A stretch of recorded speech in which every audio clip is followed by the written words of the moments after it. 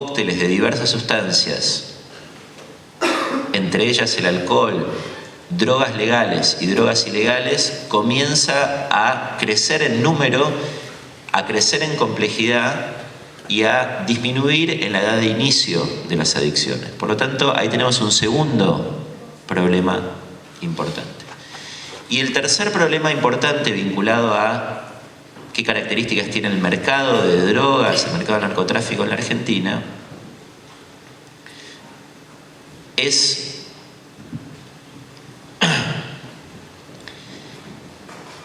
por un lado, como decía, la exportación, por el otro lado el consumo, el tercero es la elaboración. Me están diciendo que me quedan 5 minutos, así que voy a ser cuidadoso en el uso del tiempo.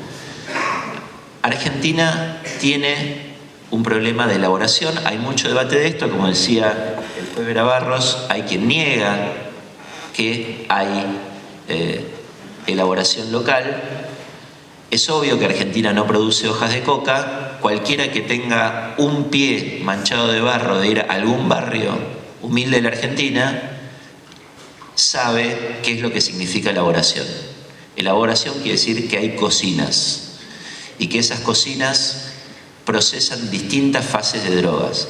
Algunas vinculadas a la pasta base propiamente dicha, otras transformación de pasta base en clorhidrato y otras de sintéticos. Pero Argentina entonces tiene un tercer problema, su mercado de drogas, que es elaboración.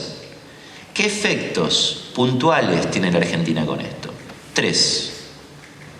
Nuestra agenda se reduce fundamentalmente a 3 efectos. El primero es que tenemos violencia. Insisto, hay países que tienen drogas y no tienen violencia. Argentina, con drogas, tiene más violencia. ¿Por qué? Porque hay bandas que disputan territorios en nuestros barrios y como consecuencia de ello ha crecido la violencia en muchos barrios del país. Esto de ninguna manera se reduce a Rosario. La ciudad de Buenos Aires tiene detectados, esta ciudad, el 14% de los laboratorios del país están en esta ciudad. 3 de los 23 barrios de emergencia explicaron en 2010 el 36% de homicidios de esta ciudad. Esto de acuerdo a cifras de la Corte Suprema. Por lo tanto, ¿qué hay? Algunos barrios muy violentos porque hay lucha de bandas por el territorio. Entonces, primer efecto político y social es que tenemos violencia asociada con las drogas. Segundo efecto, del que también se habló aquí, respecto al cual tenemos que tener políticas. No podemos dedicarnos a relatar lo que nos ocurre. Hay políticos vinculados a la protección y a la sociedad con bandas de narcotraficantes. Y esto está aprobado judicialmente. Hay diputados provinciales en Salta, concejales en el Chaco, ex concejales en Malvinas Argentinas. Es decir, no estoy hablando aquí genéricamente, estoy hablando de casos judicializados. Segundo tema, tenemos un problema gravísimo con las policías. La policía, las cúpulas policiales en Santa Fe, en Córdoba, el responsable de narcotráfico de Entre Ríos, el responsable de la departamental de la provincia de Buenos Aires de San Martín, todos ellos están vinculados, están procesados por narcotráfico. Por lo tanto, tenemos un problema grave de infiltración policial por parte del narcotráfico. Y en tercer lugar, tenemos casos ya en el Poder Judicial.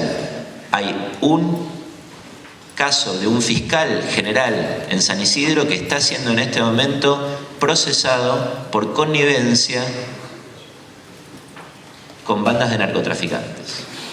Por lo tanto, este es el segundo problema grave. Tenemos captura no general, particular, concreta, de policías, de políticos y el Poder Judicial. Y por lo tanto tenemos que operar sobre esto. ¿Se puede operar sobre esto? Sí. Me dicen un minuto. El tercer y último efecto que tiene el narcotráfico en el país particular de la Argentina, hay algunos países que se ocupan de evitar el lavado de dinero. La Argentina no se ocupa de evitar el lavado de dinero. Y como consecuencia de ello, tenemos miles y miles de millones de dólares que se lavan en el país, todos los años. En Perú, donde esto está estudiado, se dice que se lavan 11.000 millones de dólares por año. En Costa Rica, un país pequeño de Centroamérica, se lavan 4.000. Es obvio que en la Argentina tenemos números muy significativos. El organismo que tiene 250 personas dedicadas a esto hace 15 años, que se llama UIF, no nos dice cuánta plata se lava en la Argentina. Los organismos serios en otros países se ocupan de cuantificarla. Nosotros no sabemos cuánto es. Sí sabemos que hay y mucho. Y cuando se lava dinero, no solo ingresa mucho dinero, sino que se compran voluntades. Se compran voluntades no solo en el Estado, cosa que acabo de decir, sino en la sociedad, en el sector privado, no solo en los soldaditos de la droga. En el dueño de la inmobiliaria, en el dueño del hotel, en el dueño de la empresa de transporte, en el dueño del campo. Por lo tanto, se crea legitimidad.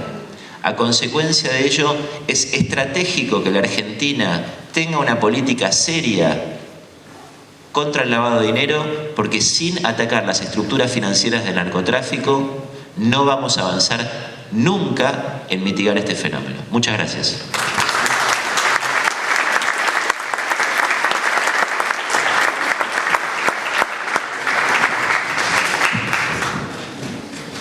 Buenos días.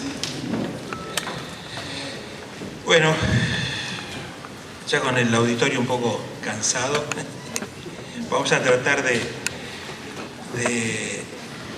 hacer lo más llevadero posible estos pocos minutos que voy a tomar, porque de alguna manera se han adelantado algunos de los temas, lo cual me exime, me evita de volver sobre los mismos. Allí en aquella pared van a aparecer algunas diapositivas desde donde podemos seguir. Vamos a la próxima parte del tema. Yo quiero agradecer, por supuesto, a la Alameda, quiero agradecer a Gustavo, a todo el equipo,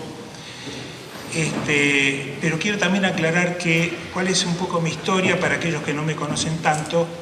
Yo trabajé 14 años en el Poder Judicial, en la Corte Suprema de Justicia, dedicado exclusivamente a investigar casos de delitos económicos. Yo soy contador, no soy abogado, ni fui juez, ni fiscal. Soy contador y particularmente contador forense. Contador forense es aquel que se dedica a cuestiones vinculadas con la contabilidad, las finanzas, pero relacionado con temas judiciales, y en particular el contador forense que actúa y trabaja en temas penales busca colaborar con la justicia para aportar la información a jueces, a fiscales, con el propósito de llegar al origen de los problemas económicos, de los delitos, en todo lo que se vincula con los aspectos financieros.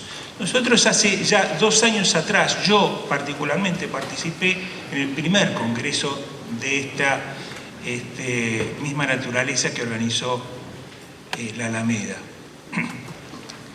En aquella oportunidad ya habíamos adelantado varios de los temas que hoy volvemos a reiterar y escuchamos en parte de los expositores que me precedieron. En particular, en lo que al lavado de dinero se refiere, ya advertíamos varias de las cosas que veíamos que estaban ocurriendo y que podían llegar a ocurrir en los años siguientes. Hoy estamos a 2 años y medio más o menos de aquel evento, y notamos que no solo no se previno ni se modificó aquella tendencia que marcamos en aquella oportunidad, sino que se produjo todo lo esperado, lo malo esperado lamentablemente, y estamos ahora, 2 años vista, en un estadio más grave, en un estadio mayor, y vamos a ver sobre el final de la charla, si el tiempo me da, que todavía podemos seguir subiendo un escalón más hacia lo peor. Algo ya, por suerte, me ayudó la exposición de Fori, que es un anticipador de lo que va pasando, porque él lee la realidad no solo de Argentina, sino del mundo, y ve lo que muchos o algunos ya estamos viendo. A mí me preocupa muchísimo aspectos concretos, cuestiones puntuales que se nos dan en el día a día. En aquel evento del año 2013, 2 años atrás, invitamos a uno de los funcionarios clave hoy en día, y desde aquel momento, que había asumido recientemente por aquel entonces, es el titular de la PROCELAC. Carlos Gonella fue uno de los expositores en aquel evento. Estaba sentado así en la mesa junto con nosotros, dando su opinión sobre los aspectos. Tiempo antes de eso, había asumido la Procuradora General de la Nación, la doctora Gil Carbó. Y por aquel entonces también comenzó a funcionar, como recién mencionaba Fóric, dentro del organismo, uno de los más importantes, si no el más importante, la prevención del lavado de dinero, no solo del narcotráfico, sino de todos los delitos. El titular de la UIF, que es la Unidad de Información Financiera, es el organismo que se debería ocupar de prevenir el lavado de dinero, de alertar sobre posibles movimientos financieros irregulares, y cuando se detectan ciertas maniobras o ciertos aspectos llamativos, darlo a conocer a los fiscales y eventualmente ayudarlos a profundizarlo a los fiscales y también a los jueces, colaborando en evitar delitos o en investigar delitos que se estarían cometiendo, tanto en los aspectos financieros como en aquellos vinculados con el narcotráfico en particular. No nos olvidemos, y esto lo voy a reiterar para que quede claro totalmente, que el narcotráfico y otros delitos de similar importancia por su gravedad tienen un propósito fundamental. Acá se ha señalado, pero quiero remarcarlo, porque si nos ponemos de acuerdo que el objetivo del criminal, de la organización criminal, es ese, bueno, a partir de allí podemos trabajar para ganar o conseguir algo para frenar lo que está pasando y poder redimir, poder llevar hacia atrás todo lo que nos está ocurriendo en todos estos años. ¿Cuál es ese objetivo que busca el narcotraficante? Ganar dinero. Y ganarlo fácil, rápido y en grandísimas cantidades. Si en esto estamos de acuerdo, y sobre ese foco trabajamos, mucho de lo que se dijo aquí y lo que se dijo también allí por el 2013 es parte de la historia. Estamos contando lo que nos pasó en algunas causas judiciales, muchas cosas se han detectado, muchos jueces han trabajado bien, pero también hay muchos que trabajaron mal, ni hablar de la policía, de las fuerzas de seguridad, y ni hablar de muchos aspectos que tienen que ver con el control del lavado de dinero por este organismo que es la UIF, que opera de una manera no satisfactoria, por decir, dar un calificativo liviano, o lo mismo que está pasando con la PROCELAC, que es el organismo que preside Carlos Gonella, y que debería ser efectivo, y que sí lo es en algunas partes de las investigaciones y algunos hechos puntuales, y hace la vista gorda en muchos otros, en donde no se determinan y no se descubren aspectos relevantes y fundamentales que tienen que ver con el narcotráfico y el lavado del narcotráfico.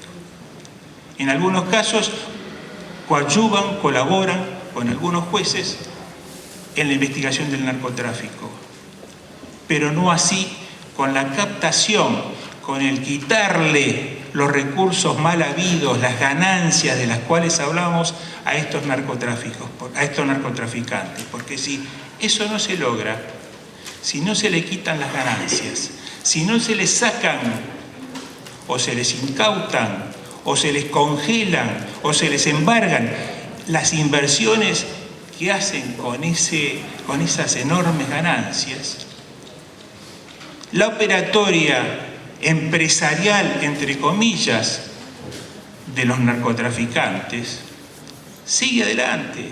No sirve de nada, por supuesto, encarcelar a los niveles inferiores de la cadena de comercialización o de producción de la droga. No sirve de nada. Aquí se ha dicho.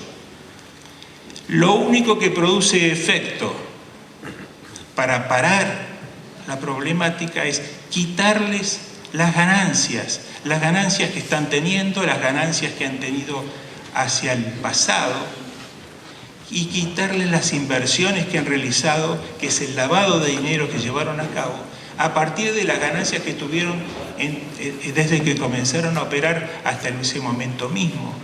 Si eso no se logra, estos señores van mutando.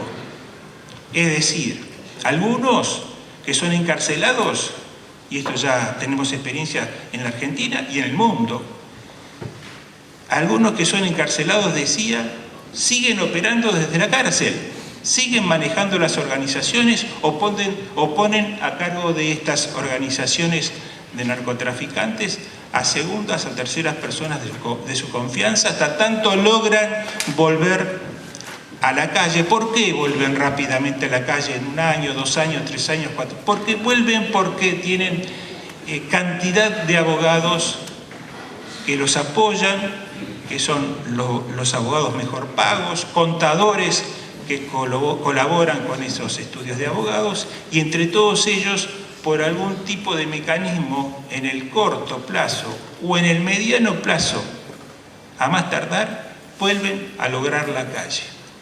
Y esto porque el sistema, como se marcó aquí, el sistema argentino es un sistema de presiones, es un sistema corrupto, que en general, por supuesto que hay excepciones, así como hay buenos jueces, hay buenos fiscales, hay buenos policías.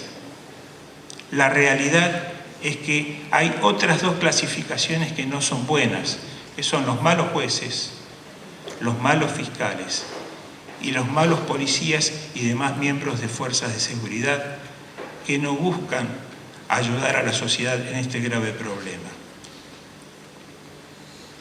Esta situación nos pone en un grave peligro, y si no tomamos el toro por las astas, vamos a estar en grandes problemas. Vamos a tratar de avanzar más o menos rápidamente en algunas cuestiones que proponemos. ¿Podemos decir que tuvimos éxito si solo se recupera la droga en casos de narcotráfico y no se recuperan las narcoganancias? Yo creo que no. ¿Y no les quitamos los narcobienes que logran estos señores? Yo creo que tampoco. Nuestra propuesta es no quedarnos de brazos cruzados. Allí aparece, creo que en pantalla, a ver si pasamos al primer cuadro, otra más. Allí tenemos en pantalla un caso real en el cual hemos trabajado, quizás uno de los más trascendentes de los últimos tiempos, porque ha sido en la capital federal, sobre el cual se ha publicado un libro, sobre el cual la Alameda tiene mucho que ver porque ha apoyado y ha trabajado muchísimo y se ha jugado en este aspecto, que tiene que ver con las cocinas de droga o laboratorios, como se le quiera llamar, en la villa, en el Bajo Flores, en la villa 1-11-14. Aquí solo pusimos un cuadro o 2 para no fatigarlos al respecto. Pero estas empresas criminales manejan muchísimo dinero, y veamos cómo. La productividad diaria promedio por cada una de las cocinas que funcionan allí o funcionaban en el momento que hicimos este trabajo junto con un equipo de gente, era de 10 kilos de producción por cocina. ¿Cuántas había? 10 cocinas, después se dijo que hay 12 funcionando, que funcionan a full, no paran. Hay una capacidad de trabajo más que superada y una demanda que no para. Por lo tanto, se trabaja 3 turnos con profesionales en la química que manejan perfectamente todo lo que tiene que ver con la producción en laboratorios. La producción total de kilos por día es de 100 kilos de cocaína diarios. El precio de venta en dólares por kilo, estimado en ese momento, fue de $12.000 por kilo de droga, de cocaína. El valor de venta por día, el valor de venta es de $1.200.000 diarios. Si eso lo multiplicamos por 3 días al mes en promedio, nos da $36 millones mensuales de producción solo en esa villa. 36 millones de dólares de ventas mensuales, de los cuales la mayor parte es utilidad. La mayor parte es utilidad. Los ingresos por venta de cocaína dijimos 36 millones, pero además esta organización comercializa marihuana y por supuesto el Paco, que hace muy mal a la juventud, pero que es un subproducto de la producción de cocaína, que se estima aproximadamente esos dos ítems en $7.200.000 mensuales, lo cual hace una cifra superior a los $43.200.000 de droga al mes. Este es el gran problema. ¿Cuál es nuestra propuesta? Y aquí es donde queremos nuevamente no quedarnos con un relato de lo que nos está pasando, sino volver a insistir en alguna propuesta. La realidad es que tenemos en este momento, por lo menos hasta fin de año, gobiernos que no ayudan y ni van a ayudar demasiado en este tema de combatir el narcotráfico y yo diría mucho menos el lavado de dinero. Nuestra propuesta es crear grupos de expertos o incentivar la creación y formación de grupos de expertos, gente que sabe y conoce del manejo de finanzas, de economía, de contabilidad, de saber hacer un seguimiento del dinero a través de diferentes circuitos, incluso no solo a nivel nacional, sino también internacional, el traslado de fondos a través de transferencias, la creación, como se decía antes, de sociedades nacionales u offshore para darle cobertura a todo esto, el funcionamiento de testaferros, etcétera, etcétera, etcétera. Les digo, todos estos son nombres que por allí a nosotros en el día a día o al ciudadano común les resultan muy lejanos. Yo les puedo asegurar que para un contador forense experto en temas criminales y que tiene experiencia en el tema de investigar delitos económicos, esto es cuestión de todos los días. Solo falta voluntad. Es perfectamente realizable y sencillo investigar. Claro, hay que tener una serie de requisitos. Veamos vamos pasando por favor en los cuadros. Gracias. Así lo seguimos desde allí. Un cuadro más, otro cuadro más y nos quedamos allí. Si vamos al recuadro de la derecha de arriba, vamos a ver que nosotros establecimos algunas condiciones que serían las óptimas o más o menos las óptimas a nuestro criterio que debería reunir este grupo de expertos para tener éxito en su gestión. Si comenzamos, dijimos, por la derecha arriba, tenemos que, en principio, un aspecto fundamental es que estos expertos estén identificados con el problema, que tengan la camiseta puesta. Si no se quiere investigar, no se va a investigar por más que haya otro tipo de recursos a la vista. Tiene que tener la camiseta puesta, tiene que tener identificación con el problema. El aspecto moral es fundamental. Si no se seleccionan personas de una mínima calidad moral, imagínense que son fácilmente corrompibles, con poco dinero. Las organizaciones criminales que cuentan con sobrantes de recursos pueden muy fácilmente comprar a un funcionario de esta naturaleza. Tienen que ser incorruptibles prácticamente. Si vamos al cuadro que le sigue a la izquierda de ese, nos vamos a encontrar que dos requisitos más son o serían muy importantes y positivos que cuente con ellos. La experiencia profesional, tener experiencia profesional en el tema, y el conocimiento profundo de los aspectos que se manejan. ¿Para qué? Para actuar con rapidez, ser expeditivos, dar un servicio a los jueces, a los fiscales, hacer investigaciones rápidas y ir al meollo de la cuestión en pocos minutos o en pocos momentos. Si vamos hacia abajo de ese cuadro, nos encontramos que son recursos fundamentales para hacer mejor o peor este trabajo. Dos cuestiones. Una es la información. Cuanto más y mejor información tengan estos expertos, obviamente que los resultados de esta gestión que realicen va a ser muy interesante, muy positivo.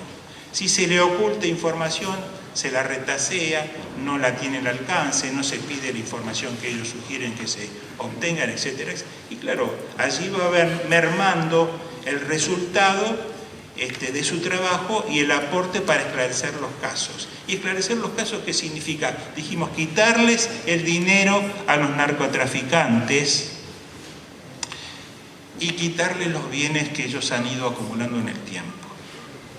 Los recursos de otro tipo, no solo la información, sino recursos para poder tener, armar bases de datos adecuadas, así como lo tiene la UIF, que tiene recursos ilimitados porque cuenta con el presupuesto nacional, pero que los mal utiliza o no los utiliza debidamente o los utiliza con fines selectivos. A fulanito lo investigamos y a menganito no, o hasta acá investigo y hasta acá no. Bueno, esto tiene que cambiar de paradigma. Si a la sociedad le interesa descubrir a los narcotraficantes para quitarles el dinero, y al quitarles el dinero y los bienes, los voy a desalentar a esas organizaciones criminales, seguramente o van a buscar otro tipo de negocios o directamente van a buscar otro tipo de lugares de residencia. Se van a ir con su tarea de traficar a otro sitio que brinde mejores condiciones que las nuestras. Hoy por hoy, la Argentina es uno de los países más adecuados para que estas organizaciones se desarrollen. Y por último, el otro cuadro del ángulo inferior a la derecha nos habla de dos cuestiones más. Independencia, ya que estos funcionarios del grupo de expertos que recomendamos formar no estén condicionados, sino tengan libertad para actuar como un juez, como un fiscal, pero que en este caso es fundamental que así sea.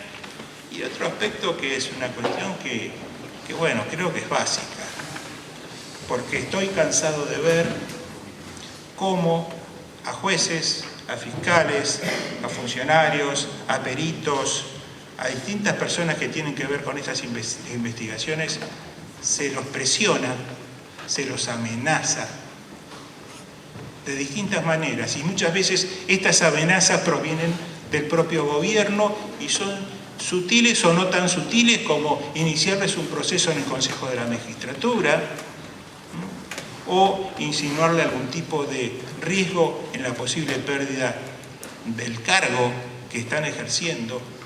Y esto es lo que está pasando en la Argentina de hoy.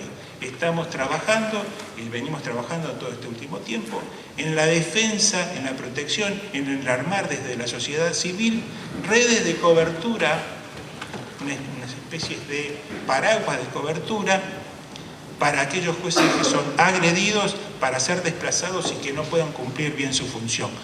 Algunos jueces, algunos fiscales, algunas personas, yo mismo, recurrimos a otro tipo de apoyos, como por ejemplo, algo que gracias a Gustavo Vera estamos consiguiendo algunos de nosotros, que es tener aquel apoyo y aquella fuerza que nos da el Papa Francisco, algunos incluso en mi caso sin ser católico, sin ser cristiano.